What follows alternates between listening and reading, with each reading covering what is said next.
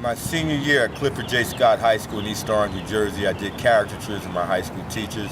One was Mr. Bob Winnick, did him in a toga with female genitals.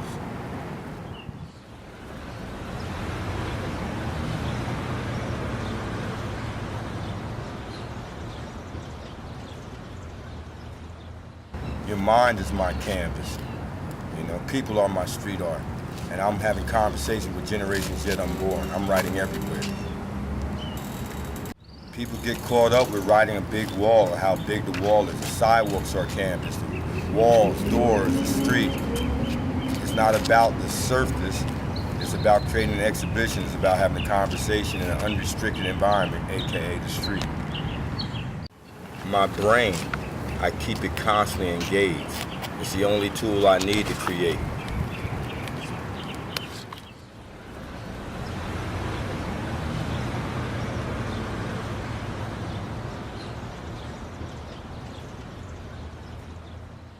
I really don't care what people say, what people do, as long as they do something. They can say something good, bad. I just want to provoke a reaction, to create a discussion. The worst thing someone can do for me as an artist is to ignore my art. So when another artist crosses us off, it means I was able to somehow motivate him to bring about action in him or her with my art. If someone stops to take pictures, if someone stops to look at it, if someone stops to comment, positively, negatively, it doesn't matter, because in the course of their day, there are 1,000 times a million stimuli visually that they pass by. Stop sign, parking sign, scribbles on the wall. Many of them they ignore. So if they see mine and somehow cannot ignore it, somehow it provoked to comment on it, to take a picture of it, to say something positive, negative, they like it, they hate it, it doesn't matter. It means I am inside of their conscience. And that means I'm painting on that canvas called their cerebellum. And that's the canvas I'm striking for.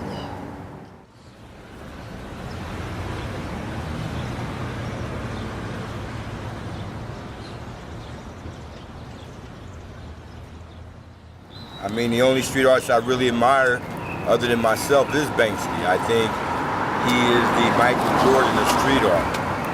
And other street artists I admire, there are too many to name. I like Army of One, I like C215, but I also like the 4 or 5 artists that we started in Soho together, arguing over who had which space, arguing over style.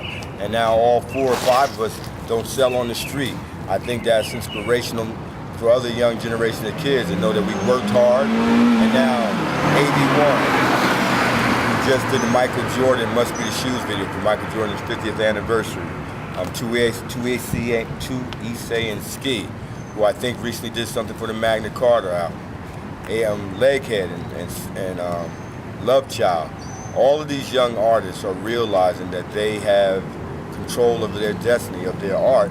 And I think it's because of what we did in Soho on Prince Street with myself, AV1, Tuise, and Ski did in the spring of 2005, 2006, 2007, when we showed up in front of 120 Prince Street every day on the corner of Prince and Green and created our own version of street art history.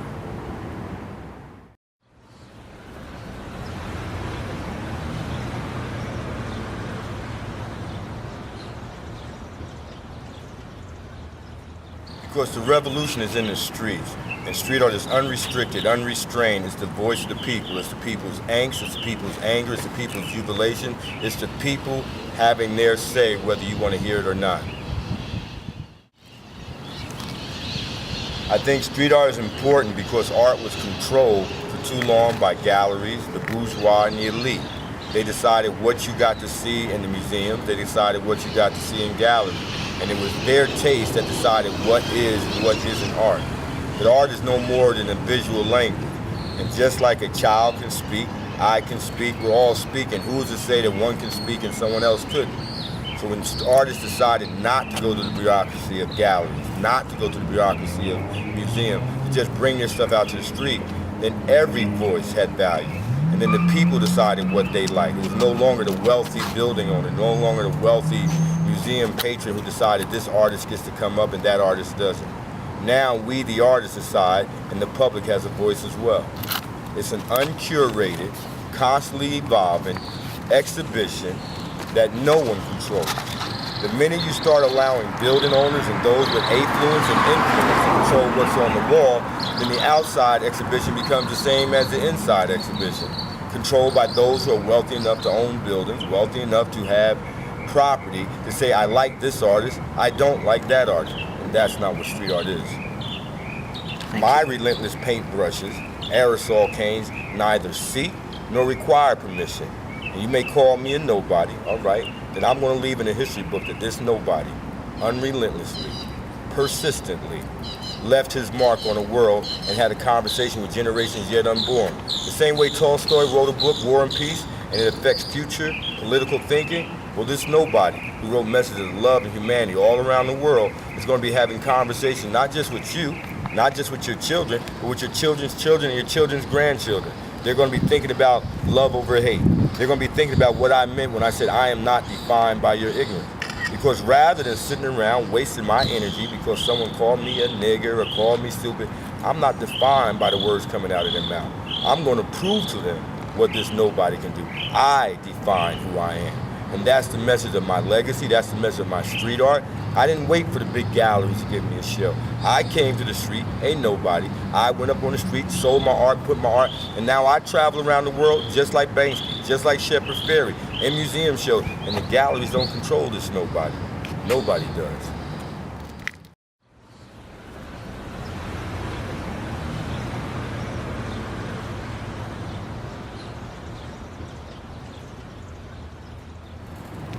The day I quit my job and became a street artist, I called myself born again in the streets of Soho. And for that day forward, I've been free. Whether the galleries or the streets, I decided that no one ever again would define and control my voice. So in the streets, quite naturally, I put up what I want. But if I'm in a gallery show, I will say what I want to say. My words, my art, my message will not be diluted, watered down for what I want to say. Art is my weapon, and I'll use that weapon to fire off on the things I find in society are hypocritical, the injustices, or just emotions that I want to express. I'm free no matter what I do, because I'm not doing art for the sake of selling it. I'm not doing the art for the sake of being famous.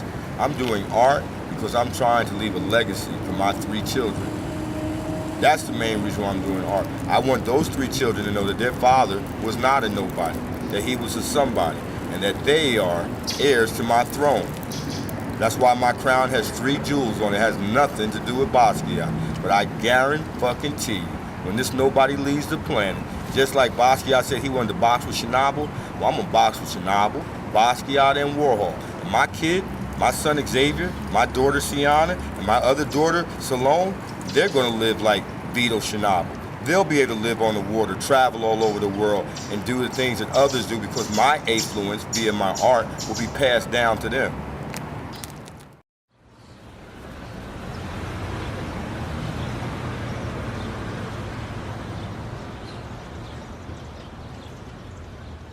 Yes, I'm currently working on my Love Story Sucks, Love and Lust project. It began in 2010 when I went to the Netherlands. Before then, the only tag I had ever written in the street, allegedly, was Nobody Cares. Nobody Cares, a crown teardrop character. And then I went to the Netherlands and the gentleman asked me, he said, my daughter had her heart broken. Nobody. Could you do a painting with the phrase, Love Story Sucks? He'd buy it. And I said, interesting. I just went through a divorce. I like that phrase. Tell your daughter, I'm gonna go back to New York and I'm gonna make that phrase famous in the streets. And so famous it is now that if you Google Love Story Sucks and go to images, you won't find t-shirts, you won't find corporate slogans, you'll find the alleged graffiti that a certain nobody has written all over the world. And it's become a conversation because this generation of women have an independent sexual voice. They talk about sex, they fantasize of sex, they do things that our mothers and grandmothers didn't. Well, my Love Story Sucks series gives voice to that female generation. Instead of other contemporary painters in the past, Picasso, Matisse, Renoir, who basically did figure studies, painting the outside of a woman's body, looking at the light falling on her body, shape and form. I'm having conversations about the inside of a woman's body, what she thinks about, what she yearns for, Love story sucks, but a man might say, I don't want to be in another relationship. I just want to have myself satisfied right now. Well, you know what? Today's woman can say love story sucks, but you can still eat my pussy. Now, some find that, what should I say, profane. My mother said, why do you have to use such profane words? I don't think pussy, fuck, sex are profane. I think those are normal human words that we all yearn for and experience. I think murder is profane. I think child abuse is profane. I think violence is profane. Yet in American society, these things are shown on TV and the news every day. So if you can show murder, if you can show violence as entertainment, then why should I worry about saying the word pussy, something all of us have either been experienced or came from? It's ridiculous.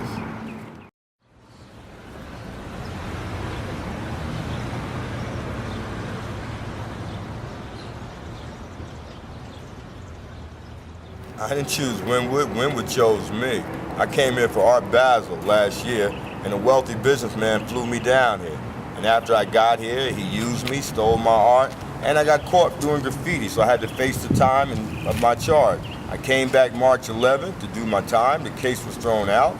March 12th, I was supposed to go back to Oslo to be with my girlfriend. My girlfriend broke up with me. I'm stuck here in Miami. That's a limit. What do you do when you get lemons? You turn that shit into lemonade. And so I'm not going to sit up here and whine and complain. I went to a well-known landlord that I know. I asked him, could I use a warehouse space? I produced some paintings. I had a pop-up show.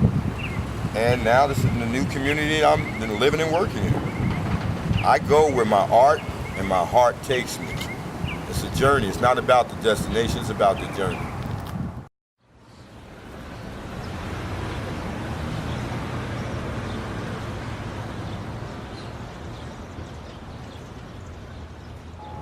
Art Basel, big fucking deal. It's just another show for a bunch of artists. It comes every year to show what they do. I'm not preparing for a show. I'm preparing for my legacy. I'm creating art every day. I'm not worried about Art Basel. I'm not worried about Art Walk. I'm worried about creating art. It's not about the show. Too many artists in Wynwood get concerned about Art Basel and all the collectors, whether they buy or don't buy. I'm not here for their entertainment. Fuck Art Basel. Thank you so much. Well, I guess this is going to conclude our interview, and I do thank you so very much for those. It's to me nobody knows. I thought you knew. I'm going to tell you this about me. I hope everybody remembers this cat that calls himself Nobody. But some don't recognize. They said, Nobody, you weren't famous. But I dropped so much talent that it came out my anus. I could take a paint a picture, become a household fixture. I don't mean nobody knows who write prose. It's like scriptures. And it's true about the rumor. That's right, I got a crazy sense of humor. But all of you on the internet generation, take a click, check out my shit, and you'll see I'm serious like a tumor of cancer. For anything creative, I don't just do graffiti and street art. I do tattoos, 3D, computer graphics, and me nobody knows. I thought you knew. That's what I do. 24/7. I hope somebody checks my shit like 7-Eleven because it's been open all night. I done produced hip-hop records. It's online. Go to CD Baby and check out Fire in the Brain and see that this young brother also produced music and rap. Go online and see that I was a vice president of an advertising agency making $115,000 and quit that and became a nobody. Check that I used to be a fashion photographer, shot for Vogue, Essence, and Elle magazine, and shot the famous fashion photographer Patrick Kelly at his first show. Went to school with Whitney Houston. It ain't hard to tell. Fuck John Michelle. I'm the me nobody knows, nigga.